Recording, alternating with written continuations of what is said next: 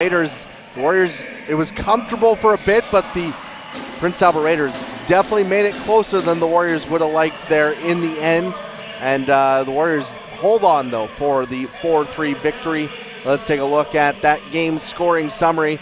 And it started with the Prince Albert Raiders opening the scoring. It was a rough first period for this Warriors team, one that they will definitely want to clean up going into Brandon tomorrow. They want to get better at their starts. They didn't start great here.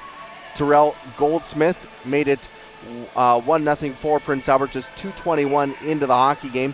His second of the season. That was a point shot that just Connor Unger did not see. Goes into the back of the net. The Warriors outshoot Prince Albert 8-7 in that opening period, but we heard from Denton Matejchuk after the frame and not pleased with how that opening period went for his hockey club, the newly minted captain of the Warriors. And then in the second period, the Warriors come out better, stronger in that period. They get a goal from Eric Alry on the power play at 8:39. That ties the game up. Then just over a minute later, Max Warner gets his first of the season with a nice shot over top of the glove of Chaika, and that gave the Warriors the lead. They wouldn't relinquish the lead. Lyndon Lakovic added to it with just over a minute left in that second period. And then early in the third period, Jagger Furcus gets his first of the season. That comes at 3:22, and that made it 4-1 at that point. But Landon Crozier gets a power play goal at 12:29. That made it a 2-goal game. And then the Prince Albert Raiders get another power play late in the hockey game. Crozier with a point shot. That came with just 12 seconds left in this game. His second of the night.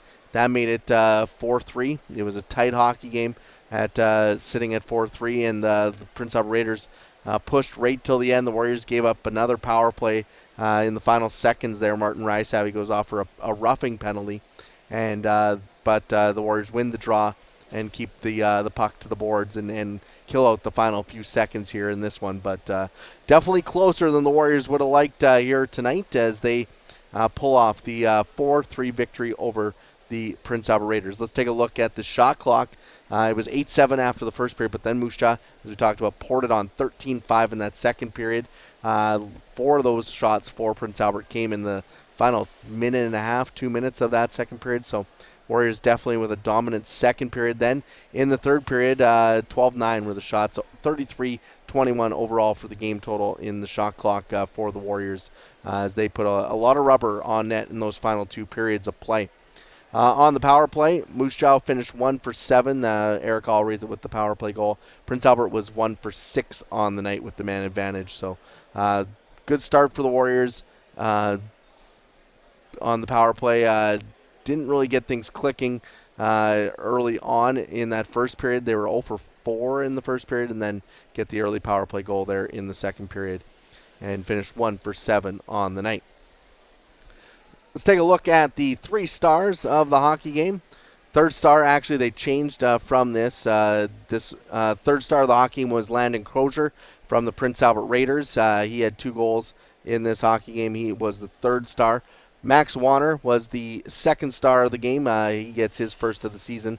Big day for Max. Signs his NHL entry-level contract, and he's named the second star of the game here for the Warriors. And then first star, the new captain, Denton Matejchuk, with 3 assists on the night. He picks up the first star of the hockey game and played a pretty strong game in his return.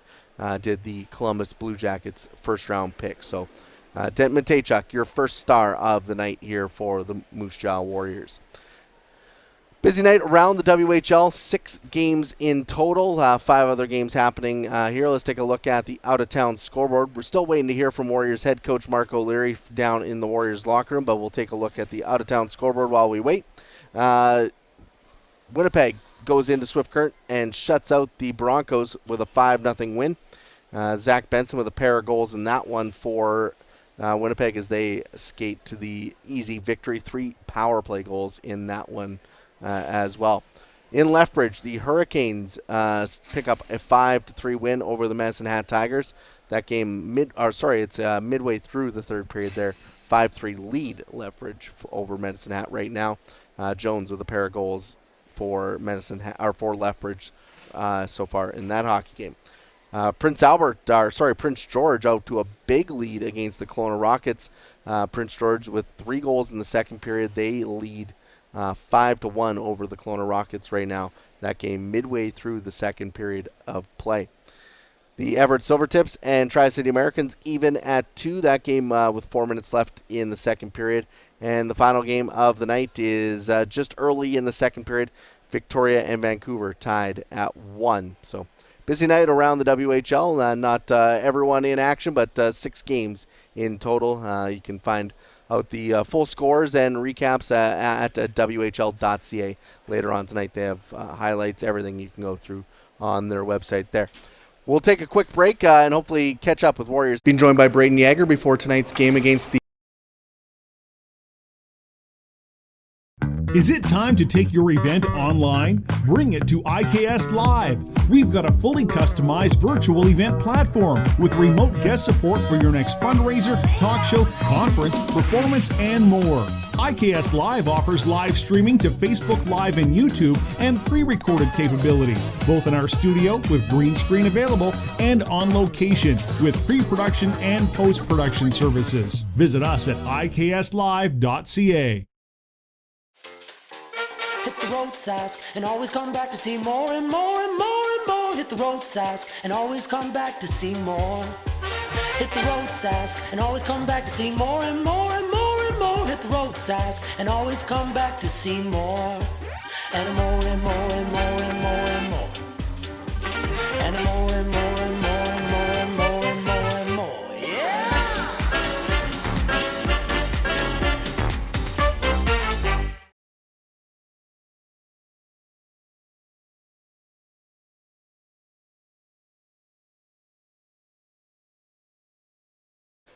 Recapping the Moose Jaw Warriors 4-3 win over the Prince Albert Raiders here tonight. Let's head down to the Warriors locker room where I'm being joined by head coach Mark O'Leary after tonight's victory. Coach, not a great start to this game, but that second period, the Warriors really turned things on. How pleased were you to see the team bounce back after a tough opening frame? Yeah, I don't think the first period was one we were proud of, but I think we trust our group. And there's some leadership in there that said the right things in between the first and the second, and I think we found our game a little bit as the game went on. Third period was a little bit clunky at the end there, but there was some good moments for sure. But we'll keep on building. The pace that this team played with in that second period, and just the ability to get pucks towards the net, you got to be pretty pleased with how you were able to do both those areas here tonight. Yeah, I think that was a little peek into how we want to play, how we'll play when we're playing the right way, and I think that it's just the consistency right now that we'll have to build towards. And like any year, whether it's guys returning or not, there's a certain way we want to play, and it'll take some time. But really looking forward to knocking off the rust and just getting better day by day here, and it'll be a little different tomorrow against Brandon. They're sitting there waiting on us, so we'll have to start a little bit quicker than we did here tonight.